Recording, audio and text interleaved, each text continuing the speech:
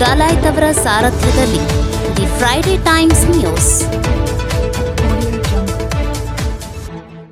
ಪೊಲೀಸರ ಭರ್ಜರಿ ಕಾರ್ಯಾಚರಣೆ, ಅಂತಾರಾಜ್ಯ ಕಳ್ಳರ ಬಂಧನ.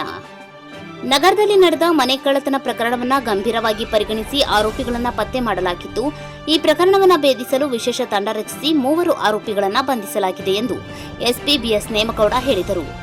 ನಗರದ ಜಿಲ್ಲಾ ಪೊಲೀಸ್ ವರಿಷ್ಠಾಧಿಕಾರಿಗಳ ಕಚೇರಿಯಲ್ಲಿ ಕಳ್ಳತನವಾದ ಒಡವೆ ಹಾಗೂ ಮೊಬೈಲ್ ಫೋನ್ಗಳನ್ನು ವಾರಸುದಾರರಿಗೆ ಹಸ್ತಾಂತರಿಸಿ ಮಾತನಾಡಿದ ಅವರು, ನಗರದಲ್ಲಿನ ಕಳ್ಳತನದ ಪ್ರಕರಣಕ್ಕೆ ಸಂಬಂಧಿಸಿದಂತೆ ಬೆಳಗಾವಿಯ ಖಾಜಾ ಶೇಖ್, ಮೆಹಬೂಬ್ ಮುಲ್ಲಾ ಹಾಗೂ ಅರ್ಮಾನ್ ಶೇಖ್ ಎಂಬುವರನ್ನು ಬಂಧಿಸಲಾಗಿದೆ. ಅವರಿಂದ ಒಟ್ಟು 6 ಕಳ್ಳತನ ಪ್ರಕರಣ ಪತ್ತೆ ಹಚ್ಚಲಾಗಿದೆ ಎಂದರು. ಬಂಧಿತರಿಂದ 401 ಗ್ರಾಂ ಬಂಗಾರ, 2800 ಕೆಜಿ ಬೆಳ್ಳಿ ಹಾಗೂ ಕಾರು ವಶಪಡಿಸಿಕೊಳ್ಳಲಾಗಿದೆ. 3ರಲ್ಲಿ ಓರ್ವ ಅಂತಾರಾಜ್ಯ ಕಳ್ಳತನ ಪ್ರಕರಣದಲ್ಲಿ ಭಾಗಿಯಾಗಿದ್ದ ಎನ್ನುವುದು ತನಿಖೆಯಿಂದ ಬಯಲಾಗಿದೆ. ಸದ್ಯ ಆರೋಪಿಗಳನ್ನು ವಶಕ್ಕೆ ಪಡೆದು ಇವರ ಮೇಲೆ ಮತ್ತೆ ಯಾವ ಪ್ರಕರಣಗಳು ಇವೆ ಎನ್ನುವುದನ್ನು ಪತ್ತೆ ಹಚ್ಚುತ್ತಿದ್ದೇವೆ ಎಂದರು. ಇದೇ ವೇಳೆ ಆರೋಪಿಗಳನ್ನು ಪತ್ತೆ ಹಚ್ಚುವಲ್ಲಿ ಶ್ರಮಿಸಿದ ಅಧಿಕಾರಿಗಳ ಬಗ್ಗೆ ಪ್ರಶಂಸೆ ವ್ಯಕ್ತಪಡಿಸಿದರು. ಅದೇ ರೀತಿ ಸಿಇಐಆರ್ ಪೋರ್ಟಲ್ ಮೂಲಕ 158 ಮೊಬೈಲ್ ಪತ್ತೆ ಹಚ್ಚಲಾಗಿದೆ. ಜಿಲ್ಲೆಯಲ್ಲಿ ಈವರೆಗೆ 2992 ದೂರು ದಾಖಲಿಸಿ 1.32 ಕೋಟಿಗೂ ಅಧಿಕ ಮೌಲ್ಯದ ಮೊಬೈಲ್ಗಳನ್ನು ಮಾಲೀಕರಿಗೆ ಮರಳಿ ನೀಡಿದ್ದೇವೆ. ಇದಕ್ಕಾಗಿ ಒಂದು ತಂಡವನ್ನು ರಚಿಸಲಾಗಿದ್ದು, ಸಾರ್ವಜನಿಕರು ಮೊಬೈಲ್ ಕಳೆದುಕೊಂಡರೆ ತಕ್ಷಣ ದೂರು ನೀಡಬೇಕು ಎಂದು ಜಿಲ್ಲಾ ಪೊಲೀಸ್ ವರಿಷ್ಠಾಧಿಕಾರಿ ಬಿಎಸ್ ನೇಮಗೌಡ ಹೇಳಿದರು.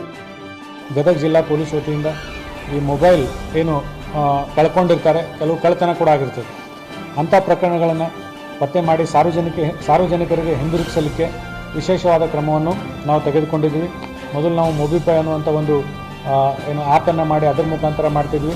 ಸಬ್ಸಿಕ್ವೆಂಟ್ಲಿ ಕೇಂದ್ರ ಸರ್ಕಾರದಿಂದ CIR ಅಂತೇಳಿ ಒಂದು ಆ್ಯಪ್ ಬಂದ ಮೇಲೆ ಅದರ ಸಹಾಯದಿಂದ ನಾವು ಮೊಬೈಲ್ಗಳನ್ನು ಪತ್ತೆ ಮಾಡಿ ಸಾರ್ವಜನಿಕರಿಗೆ ಹಿಂತಿರುಗಿಸುವಂಥ ಕೆಲಸ ಮಾಡ್ತಾಯಿದ್ದೀವಿ.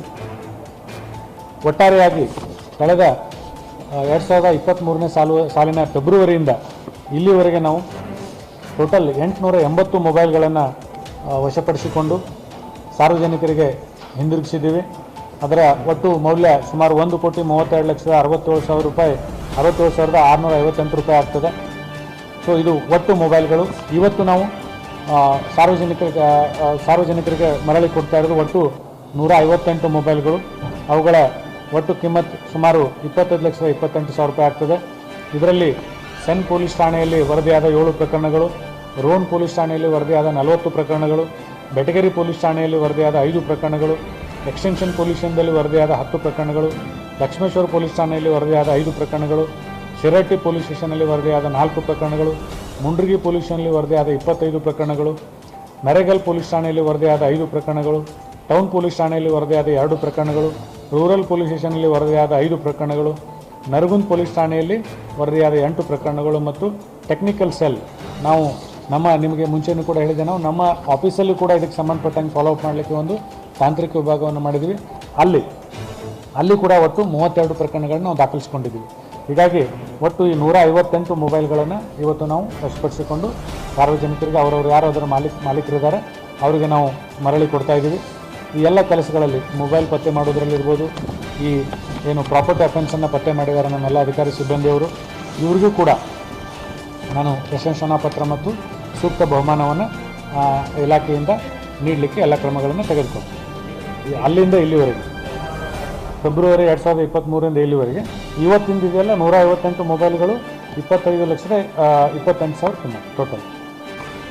ಗದಗ ಜಿಲ್ಲೆಯಲ್ಲಿ ತಮಗೆಲ್ಲ ಗೊತ್ತಿರೋ ಹಾಗೆ ಸ್ವತ್ತಿನ ಅಪರಾಧ ಪ್ರಕರಣಗಳನ್ನ ತಡೆಗಟ್ಟಲಿಕ್ಕೆ ಮತ್ತು ಪತ್ತೆ ಹಚ್ಚಲಿಕ್ಕೆ ಗದಗ ಜಿಲ್ಲಾ ಪೊಲೀಸ್ ವಿಶೇಷವಾದ ಕಾಳಜಿ ವಹಿಸಿ ಅಭಿಯಾನವನ್ನು ವಹಿಸಿಕೊಂಡು ತಡೆಗಟ್ಟಲಿಕ್ಕೂ ಕೂಡ ಮತ್ತು ಪತ್ತೆ ಹಚ್ಚಲಿಕ್ಕೆ ಎಲ್ಲ ಕ್ರಮಗಳನ್ನು ತೆಗೆದುಕೊಳ್ತಾ ಇದ್ದೀವಿ.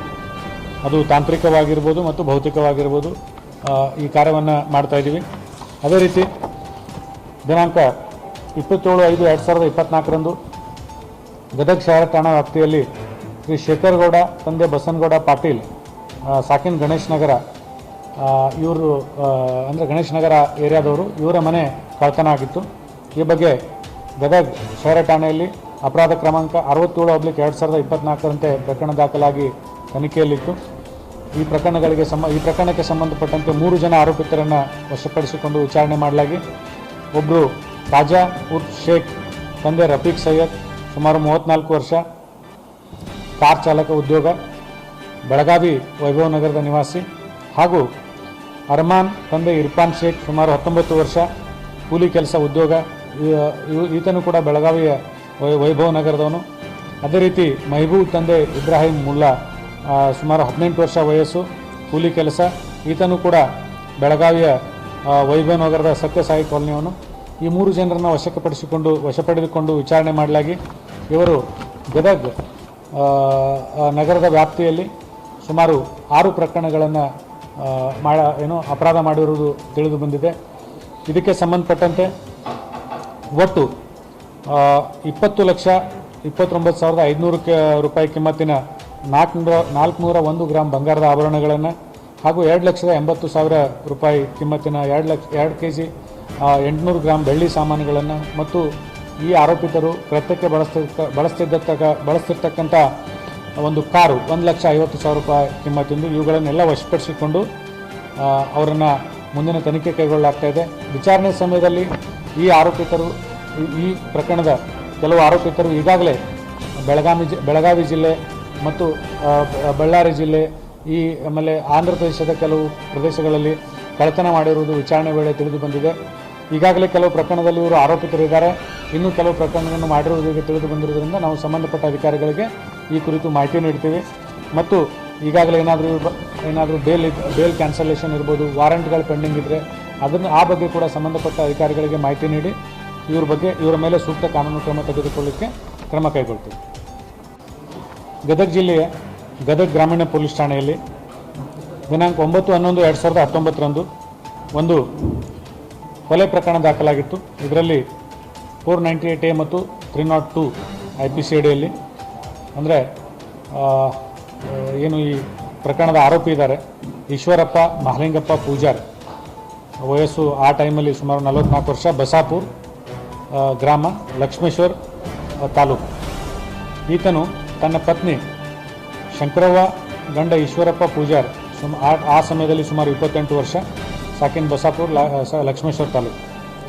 ಈತ ತನ್ನ ಹೆಂಡತಿಯ ಶೀಲದ ಬಗ್ಗೆ ಶಂಕೆಯನ್ನು ವ್ಯಕ್ತಪಡಿಸಿ ಅವಳಿಗೆ ಕೊಡ್ಲಿಯಿಂದ ಕುತ್ತಿಗೆಗೆ ಹೊಡೆದು ಕೊಲೆ ಮಾಡಿದ್ದ.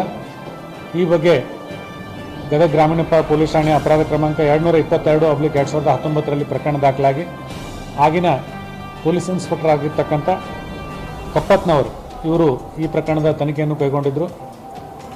ನಿಗದಿತ ಸಮಯದಲ್ಲಿ ಮಾನ್ಯ ನ್ಯಾಯಾಲಯಕ್ಕೆ ದೋಷಾರೋಪಪತ್ರವನ್ನು ಸಲ್ಲಿಸಿ ಮಾನ್ಯ ನ್ಯಾಯಾಲಯ ಪ್ರಧಾನ ಮತ್ತು ಜಿಲ್ಲಾ ಸತ್ರ ನ್ಯಾಯಾಲಯದಲ್ಲಿ ಇದು ವಿಚಾರಣೆ ನಡೆದು ಶ್ರೀಮತಿ ಶಿಗ್ಲಿ ಅವರು ಈ ಪ್ರಾಸಿಕ್ಯೂಷನ್ ಡಿಪಾರ್ಟ್ಮೆಂಟ್ ಪರವಾಗಿ ಈ ಪ್ರಕರಣದಲ್ಲಿ ಪಬ್ಲಿಕ್ ಪ್ರಾಸಿಕ್ಯೂಟರ್ ಆಗಿ ವಾದ ಮಂಡಿಸಿದ್ದಾರೆ.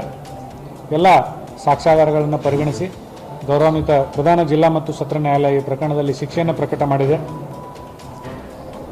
ಕಲಂ 498A ಇದಕ್ಕೆ IPC ಸೆಕ್ಷನ್ಗೆ 1,000 ದಂಡ ಮತ್ತು 3 ವರ್ಷ ಶಿಕ್ಷೆ. ಅದೇ ರೀತಿ ಕಲಂ 302 IPC ಸೆಕ್ಷನ್ಗೆ 5,000 ರೂಪಾಯಿ ದಂಡ ಮತ್ತು ಜೀವಾವಧಿ ಶಿಕ್ಷೆಯನ್ನು ವಿಧಿಸಿ ಮಾನ್ಯ ನ್ಯಾಯಾಲಯ ತೀರ್ಪನ್ನು ನೀಡಿದೆ. ಈ ಒಂದು ಪ್ರಕರಣದಲ್ಲಿ ಅತ್ಯುತ್ತಮ ಕೆಲಸ ಮಾಡಿರ್ತಕ್ಕಂಥ ಆಗಿನ ತನಿಖಾಧಿಕಾರಿ ಮತ್ತು ವಿಚಾರಣೆ ಸಮಯದಲ್ಲಿ ಟ್ರಯಲ್ ಮಾನಿಟರಿಂಗ್ ಮಾಡಿರ್ತಕ್ಕಂಥ ಅಧಿಕಾರಿ ಮತ್ತು ಸಿಬ್ಬಂದಿಯವರಿಗೆ ಹಾಗೂ ಏನು ಈ ಪ್ರಕರಣದಲ್ಲಿ ಅಭಿಯೋಜಕರಾಗಿ ಕೆಲಸ ಮಾಡಿರ್ತಕ್ಕಂಥ ಶ್ರೀಮತಿ ಸವಿತಾ ಸಿಗ್ಲಿ ಅವರಿಗೆ ಇಲಾಖೆಯ ಪರವಾಗಿ ನಾನು ಮತ್ತು ನನ್ನ ವೈಯಕ್ತಿಕವಾಗಿ ವಿಶೇಷ ಧನ್ಯವಾದಗಳನ್ನು ಸಲ್ಲಿಸ್ತೀನಿ ಮತ್ತು ಇವರಿಗೆ ಸೂಕ್ತ ಪ್ರಶಂಸನಾ ಪತ್ರ ಮತ್ತು ಫ್ರೈಡೇ ಟೈಮ್ಸ್ ನ್ಯೂಸ್ ಗದಗ್.